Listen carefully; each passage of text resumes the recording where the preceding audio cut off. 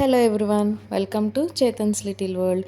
ఇదొచ్చేసి నిన్నటి వ్లాగ్ అండి. గురు పౌర్ణమి కదా, అందుకనే మేము ఎలా సెలబ్రేట్ చేసుకున్నాం, ఏం చేసాం అనేది మీతో షేర్ చేసుకుందామని చెప్పి వీడియో తీశాను. ఈ గురు పౌర్ణమి నాకు చాలా స్పెషల్ అనమాట. ఎందుకంటే నా జీవితంలోనే మొదటిసారిగా నేను గురు పౌర్ణమి చేసుకోబోతున్నాను.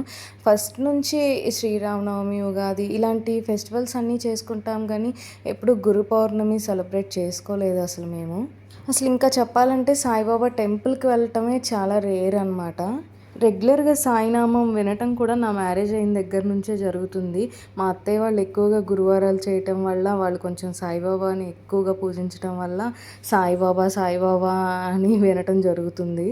బట్ రీసెంట్ టైమ్స్లో ఎందుకో తెలియదు, నాకు రెగ్యులర్గా సాయిబాబాని తలుచుకోవటం, సాయిబాబాని పూజించటం ఇలా చేయాలనిపిస్తుంది. గురువారాలు పూజ చేయటం స్టార్ట్ చేద్దాం అనుకున్న ఈలోపే గురు పౌర్ణమి వచ్చింది. సో అందుకని గురు పౌర్ణమితో గురువారాలు స్టార్ట్ చేద్దాం అని చెప్పేసి నిన్నటి నుంచి పూజలు స్టార్ట్ చేశాను అనమాట. ఏదైనా స్టార్ట్ చేసే ముందు అది ఎందుకు సెలబ్రేట్ చేసుకుంటాం, దాని విశిష్టత ఏంటి అనేది తెలుసుకోవాలి కదా. అందుకని నేను మొన్నంతా సెర్చ్ చేసి తెలుసుకున్నది ఏంటంటే, అసలు ఈ గురు పౌర్ణమి ఎందుకు సెలబ్రేట్ చేసుకుంటారు, అసలు ఈ గురు పౌర్ణమి అంటే ఏంటి అనేది తెలుసుకున్నాను అనమాట.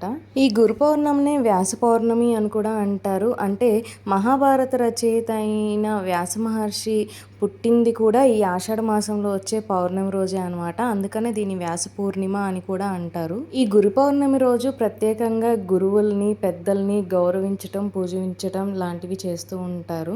ఇంతవరకు ఇన్ఫర్మేషన్ క్లారిటీగానే ఉంది, కానీ అసలు ఈ గురు పౌర్ణమి రోజు సాయిబాబా టెంపుల్కి ఎందుకు వెళ్తారు, సాయిబాబాని ఎందుకు పూజిస్తారు అనేది కరెక్ట్ ఇన్ఫర్మేషన్ నాకు ఇంకా క్లారిటీ రాలేదు. ఒకవేళ మీకు తెలిస్తే కామెంట్ సెక్షన్లో చెప్పండి నాకు.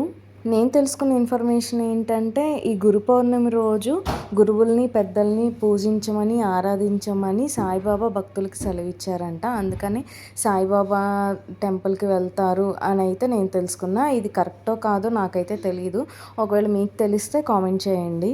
అండ్ ఇంకా నేనైతే గురు పౌర్ణమి జరుపుకోవాలని ఫిక్స్ అయ్యాను కాబట్టి ముందు రోజే అలారం పెట్టేసుకున్నాను, ఎర్లీ మార్నింగ్ లెగాలి అని చెప్పేసి. ఎందుకంటే చేతన్ లేచిన తర్వాత అసలు ఎంత చిన్న పని అయినా సరే చాలా పెద్ద పనిలాగా అనిపిస్తుంది, ఫ్రస్ట్రేషన్ వచ్చేస్తుంది అనమాట. అందుకని వాళ్ళు లేచే లోపే పూజ కంప్లీట్ చేసుకోవాలని చెప్పి ఫిక్స్ అయిపోయి 4:30కి అలా లేచేసాను నేను. సో ఇంకా నైటే మాప్ పెట్టేశాను కాబట్టి ఎర్లీ మార్నింగ్ లేచి డస్ట్ ఏం లేదు కాబట్టి స్పీడ్గా ఊడ్చేసి బయట ముగ్గేసి నేనైతే ఫ్రెష్ అయ్యి వచ్చేసాను. ఫ్రెష్ అయ్యి వచ్చేసిన తర్వాత స్వామివారికి నైవేద్యానికి రవ కేసరి చేశాను. శనగలు కూడా చేద్దాం అనుకున్నాను, బట్ ఇంకా లేట్ అయిపోతుందని చెప్పేసి రవ కేసరి ఒకటే చేశాను. సో ఇంకా అసలు హెయిర్ ఆరకముందు నేను దువ్వెన తలలో పెట్టను, బట్ జడ వేసుకోవాలి కాబట్టి పూజ చేయడానికి నేను ఇంకా అలాగే జడ వేసేసుకున్నాను. దీపారాధన చేసేసరికి టైం 6 అయిపోయింది. మా వాడు అప్పటికే లేచి కొంచెం అరుస్తూ ఉన్నాడనమాట. సో వాడి బద్ధకం వదిలేసరికి కొంచెం టైం పట్టుద్ది, బెడ్ దిగడలే అనుకున్నా. బట్ నేను హారతి ఇచ్చే టైంకి బెడ్ దిగి రాని వచ్చాడు నా దగ్గరికి. దీపాలు వెలిగించిన తర్వాత బొట్లు పెట్టి, అక్కడ లక్ష్మీదేవి కొలువు ఉంటుంది కాబట్టి అక్షంతలు వేసి పువ్వులు పెట్టాలి అంట. నాకైతే బొట్లు పెట్టడం వరకే తెలుసు. ఇదైతే మా తోటికోడలు మా అక్క చెప్పింది. సో ఇంక అప్పటి నుంచి అది ఫాలో అవుతున్నా. సో ఇంకా చెప్పాను కదా, హారతి ఇచ్చే టైంకి మా వాడు ఎంట్రీ ఇచ్చాడని.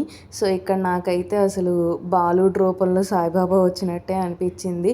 మా వాడే నాకు ఒక్కొక్కసారి చిన్ని రాముడిలాగా, చిన్ని కృష్ణుడిలాగా, బాల సాయిలాగా అనిపిస్తూ ఉంటాడు. వీడు అందులో గురువారం పుట్టడం వల్ల మా అత్తయ్య వాళ్ళు కూడా అంటూ ఉంటారు మా సాయిబాబాని పుట్టారు అని. సో ఇక్కడ మా చేతన్ మాత్రం పొద్దున్నే లేచేసరికి ఏంటి మా అమ్మ ఇవన్నీ అని చెప్పి షాక్లో ఉన్నాడు కొంచెం. అండ్ తర్వాత నేను హారతి తీసుకొని దండం పెట్టుకుంటుంటే వాడు కూడా దండం పెట్టుకున్నాడు అనమాట. పూజ చూస్తే చాలు, దీపారాధన చూస్తే చాలు వాడు దండం పెట్టేసుకుంటాడు. అసలు భలే ముచ్చటేస్తుంది ఒక్కొక్కసారి వాడు అలా భజన చేస్తున్నా, దండం పెట్టుకుంటున్నా. వాళ్ళ నాన్న స్నానం చేసి వస్తూ ఉంటేనే వీడు స్పీడ్గా వెళ్ళిపోతాడు పూజా మందిరం దగ్గరికి, నెక్స్ట్ పూజ యాక్టివిటీ ఉంది అని చెప్పి. సో ఇక్కడ చూడండి ఎంత ముద్దుగా దండం పెట్టుకుంటున్నాడు. సో ఇక్కడ మీ అందరికీ హాయ్ చెప్పమంటే హాయ్ చెప్తున్నాడు. సో మన ఛానల్కి ఇప్పటి వరకు 600 మెంబర్స్ సబ్స్క్రైబర్స్ వచ్చారనమాట. మీ అంతకు మీరే మా వీడియోస్ నచ్చి లైక్ చేసి సబ్స్క్రైబ్ చేస్తున్నారు, మమ్మల్ని ఎంకరేజ్ చేస్తున్నారు. మీ ఎంకరేజ్మెంట్ ఎప్పటికీ ఇలాగే ఉండాలి. Thank you so much. ఒకవేళ ఫస్ట్ టైం చూస్తున్న వాళ్ళు ఎవరైనా ఉంటే please subscribe and support us. Thank you. So ఇంకా మన చేతన్ దీపారాధన వెలుగుతున్నంతసేపు అక్కడ నుంచి కదలడు అనమాట. డోర్ క్లోజ్ చేసే వరకు కూడా దండం పెట్టుకుంటూ అలాగే ఉంటాడు. చూడండి భజన చేస్తూనే ఉన్నాడు కదలకుండా. ఎందుకో తెలుసా, వాడికి తెలుసు తర్వాత ప్రసాదం పెడతామని చెప్పి.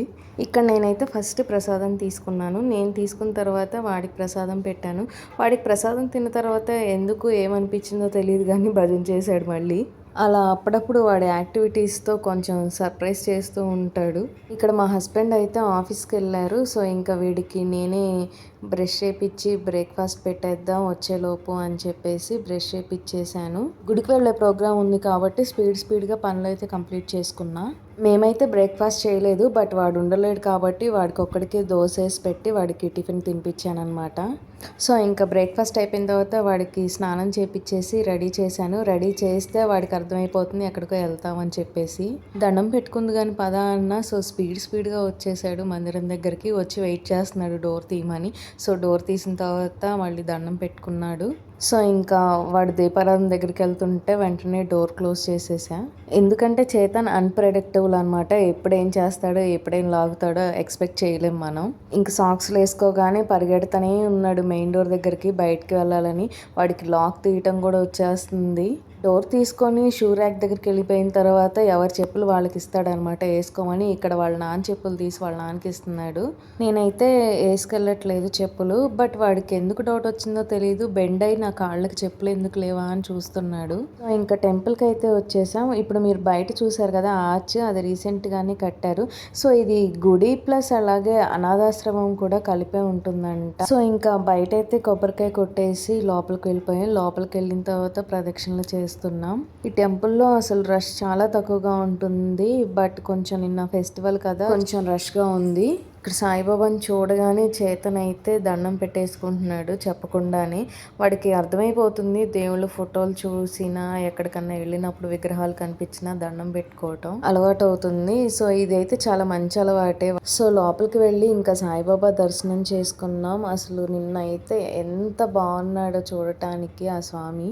చాలా ప్రశాంతంగా అందంగా అనిపించింది. అలా చూస్తూ ఎంతసేపు అయినా ఉండిపోవచ్చు అనిపించింది నాకైతే.